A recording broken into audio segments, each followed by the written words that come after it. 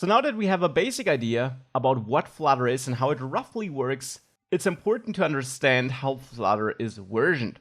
Flutter is relatively new. It's been around for a couple of years, but especially over the last year, it got a lot of traction and is really pushed by Google now. And therefore, Flutter versions are changing frequently. Now, this does not mean, however, that Flutter changes all the time, that everything about Flutter changes all the time. Indeed, Flutter actually is pretty stable. And the core API, the core features, which you therefore also learn about in this course, will not change. Instead, new versions bring bug fixes, smaller improvements, often also some behind-the-scenes changes, which you don't even see, and maybe also some new niche features.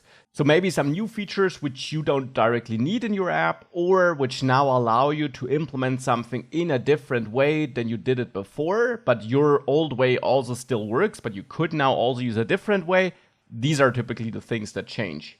And therefore, you will of course also see that in this course, I record a certain video with version, let's say 1.6, and you're viewing the course when the latest version is 1.9, but this does not mean that what you learn is not accurate anymore. Instead, this course is fully up to date and I will keep it up to date. And actually, I already did replace all the videos in the course once to improve the overall course quality and reflect a couple of important new features.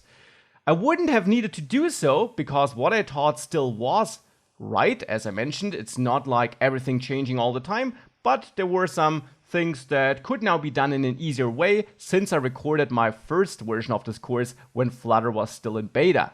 Now it's been stable for a while and therefore no large changes are to be expected, but whenever something does change or does need updating, I will keep this course up to date.